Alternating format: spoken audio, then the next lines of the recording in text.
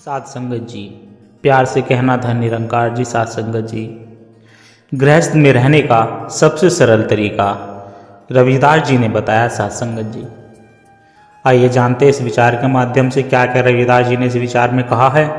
आशा है प्रवान करें और ध्यान से सुने।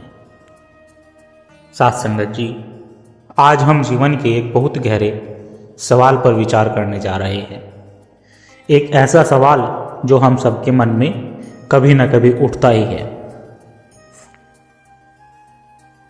हम रोज सुबह उठते हैं, काम पर जाते हैं, पढ़ाई करते हैं, घर संभालते हैं, दिन रात मेहनत और संघर्ष करते हैं। कभी कभी मन में ख्याल आता है कि यह सब क्यों? क्या जीवन सिर्फ इस भाग दौड़ का ही नाम है? क्या हम इस संघर्ष से बचकर सिर्फ भक्ति और सुमरन में नहीं लग सकते? साध संगत जी, आपके मन में भी कभी कभी यह वैराग्य और संन्यास का भाव प्रकट हो जाता होगा। कई बार हमें लगता है कि हमारे जीवन की लड़ाइयाँ, हमारी जिम्मेदारियाँ हमारे परमात्मा से दूर कर रही है।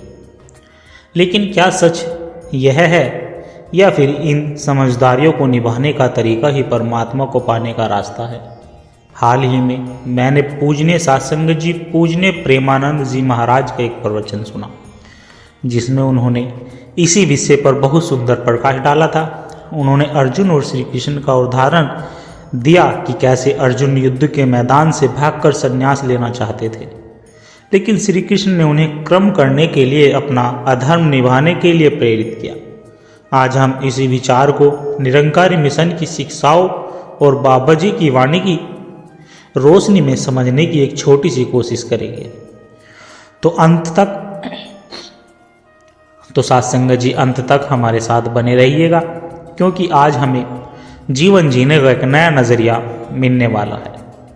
साध संगत जी, गीता में एक बहुत प्रसिद्ध श्लोक आता है जिसका जिक्र महाराज जी ने भी किया है। स्वधर्म निर्धन श्रेय पर धर्मो भयाव। इसका अर्थ है हमें अपने धर्म कर्तव्य का पालन करते हुए भी मर जाना कल्याणकारी है, लेकिन दूसरे के धर्म का पालन करना भय को जन्म देता है। साध संगत जी, बड़े ध्यान से सुनना, बहुत गहरी बात है यह। अब यहाँ धर्म का मतलब किसी विशेष पूजा पद्धति से नहीं है। यहाँ धर्म का अर्थ है कर्तव्य, जिम्मेदारी, ड्यूटी। जैसे कि एक छात्र का धर्म है विद्या प्रदान प्राप्त करना, एक डॉक्टर का धर्म है रोगी की सेवा करना, एक पिता का धर्म है परिवार का पालन पोषण करना। यह सब हमारे स्वधर्म है। अर्जुन एक क्षत्रिय थे और उस समय युद्ध के मैदान में खड़े होकर न्याय के लिए लड़ना उनका स्वधर्म था। लेकिन जब उन्होंने अपने ही परिवार वालों को सामने देखा तो उनका मन विचलित हो गया। उन्हें लगा कि इन सबको मारने से अच्छा है कि मैं सब कुछ जंगल में छोड़कर के सन्यासी बन जाऊं, भजन करूं। संतो देखने में तो यह बहुत अच्छा विचार लगता है ना साध संगत जी की? राजपाट छोड़कर भगवान का भजन करना तो ऊंची ऊंची अवस्था है, लेकिन श्री कृष्ण ने उन्हें समझाया कि अर्जुन, नहीं, इस समय तुम्हारा धर्म सन्यासी बनना नहीं बल्कि एक योद्धा की तरह लड़ना है। अपने कर्तव्य से भागना धर्म है। साध संगत जी, इस बात को और गहराई से समझने के लिए एक बहुत सुंदर कहानी याद आती है जो हमें कर्म को ही पूजा बनाने का लक्ष्य सिखाती है। यह कहानी है महान संत रविदास जी की। संत रविदास जी जूते बनाने का काम करते थे। वे दिन भर पूरी लगन और ईमानदारी से अपना काम करते और साथ ही प्रभु के सिमरन में डूबे रहते थे। उनके लिए उनका काम ही उनकी पूजा थी। एक बार एक पंडित जी हर रोज गंगा स्नान करने जाते थे। वे रविदास जी को देखते और सोचते कि यह दिन भर इसी काम में लगा रहता है, कभी तीर्थ स्नान भी नहीं करता। एक दिन उन्होंने रविदास जी से पूछ लिया, साध संगत जी की, रविदास जी, तुम कभी गंगा स्नान क्यों नहीं करते और क्यों करने नहीं चलते?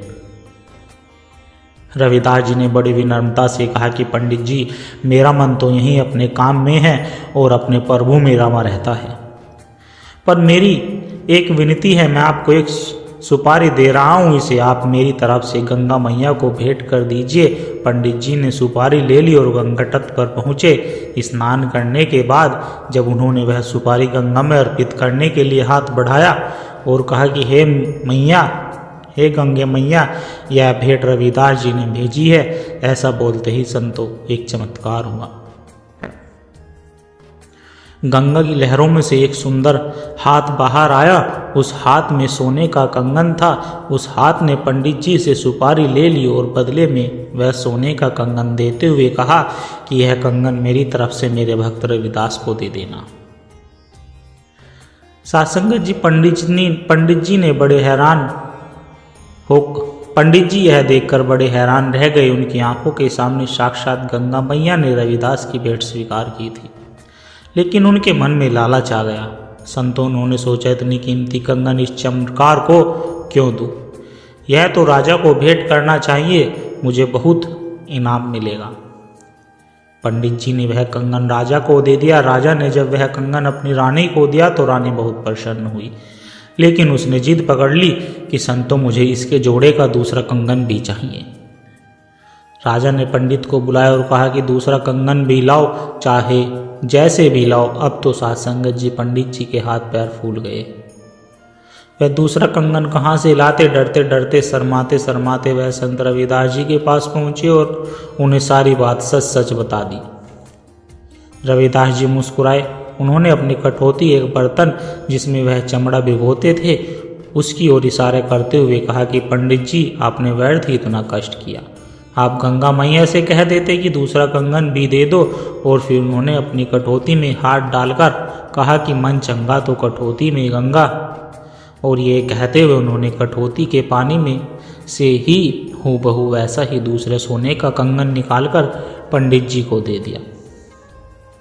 साधुसंगत जी सोचिए, जो पंडित रोज गंगा में जाकर स्नान करते, उन्हें गंगा मैया के दर्शन ना हो पाए, लेकिन जो रविदास जी अपनी जगह बैठकर पूरी ईमानदारी से अपना काम कर रहे थे और मन से प्रभु से जुड़े हुए थे, उनके लिए गंगा मैया खुद उनकी कठौती में मौजूद थी।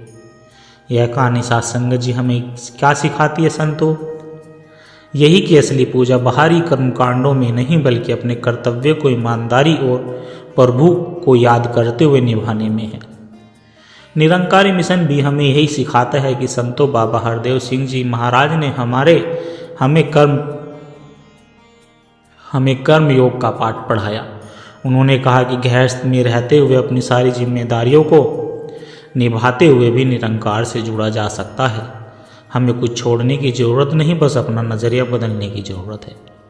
हम जो भी काम करें, चाहे ऑफिस का काम हो, घर की सफाई हो या बच्चों की परवरिश हो, अगर हम यह सोचकर करें कि हम यह काम इस निरंकार की दी हुई जिम्मेदारी समझकर कर रहे हैं, तो साधुसंगत जी हमारा हर कर्म पूजा बन जाता है, इबादत बन जाता है। श्री कृष्ण ने भी अर्जुन को यही कहा था कि संतो माँ मनुष्यम युद्ध चे, अर्थात मुझे याद करते हुए तू युद्ध कर। यही संदेश हमारे सतगुरु हमें देते हैं। तू ही निरंकार, मैं तेरी शरणहा, मैनू बख्श लो। इसका एहसास मन में बसाकर अपने सारे कर्म करो। फिर देखो, जीवन का कोई भी संघर्ष, कोई भी लड़ाई आपको बोझ नहीं लगेगी, वह प्रभु की रजा में एक सेवा लगेगी। तो साधुसंगत जी, आज के विचार से हमें यह प्रेरणा लेनी है कि हमें अपने जीवन के संघर्षों से, अपनी जिम्मेदारियों से घबराना या फिर भागना नहीं। यही हमारा सधर्म है संतो, यही हमारे युद्ध का मैदान है। बस हमें दो काम करने हैं। कौन से दो काम? साधुसंगत जी, पहला ईमानदारी से जो भी काम हमें मिला है उसे पूरी सच्चाई और लगन से करें। दूसरा सुमरन, याद हर काम को करते हुए इस निरंकार को, अपने सतगुरु को मन में बसा कर रखें। अगर संतो हम ऐसा कर पाए तो हमारा जीवन भी एक सुंदर प्रार्थना बन जाएगा। हमें शांति और आनंद के लिए कहीं बाहर जाने की जरूरत नहीं पड़ेगी। जैसे रविदास जी के लिए उनकी कठौती में गंगा थी, वैसे ही हमारे लिए हमारे कामकाज में ही निरंकार का वास होगा। क्या आपके मन में भी कभी ऐसे सवाल उठते हैं? अगर उठते हैं तो अपना अनुभव हमें साधुसंगत जी जरूर साझा करें। और साधुसंगत जी, दास से बोलने में और कहने में कोई त्रुटि हो गई हो तो दास को क्षमा कर देना। साधुसंगत जी, आप सभी संतों के चरणों में दास की एक छोटी सी अरदास और है, आशा है प्रवान करें। प्यारे संतों, अगर इन विचारों ने आपके दिल को छुआ है, अगर आपको आत्मिक शांति का एक कण भी महसूस हुआ है तो इस ज्ञान के प्रसाद को केवल अपने तक सीमित ना रखें, इस प्रेम के पैगाम को आगे औरों तक भी पहुंचाएं, क्योंकि एक दिए से ही दूसरा दिया जलता है। जब हम इस सत्य की आवाज़ को और रूहों तक पहुंचाने का माध्यम बनते हैं साथ संगत जी, तो यह भी निरंकार की बहुत सुंदर सेवा ही है। और इस ज्ञान की धारा से सद्गुरु के इन विचारों से निरंतर जुड़े रहने के लिए आप इस सत्संग के डिजिटल परिवार का हिस्सा बन सकते हैं, ताकि जब भी कोई नया विचार साझा हो वह आप तक सहज ही पहुँच जाए और हमें एक दूसरे के विश्वास से बल मिलता रहे। सद्गुरु हम सबकी यह छोटी छोटी सेवाएं स्वीकार करें। साथ संगत जी, प्यार से कहना धन निरंकार जी। साथ संगत जी, आशा करता हूँ दास के द्वारा कहे विचार आप सभी संतों को अच्छे जरूर लगे होंगे। अगर अच्छे लगे हो तो वीडियो को लाइक करें, शेयर करें, कमेंट बॉक्स में धन निरंकार जी लिखकर अपने विचार साझा जरूर करें।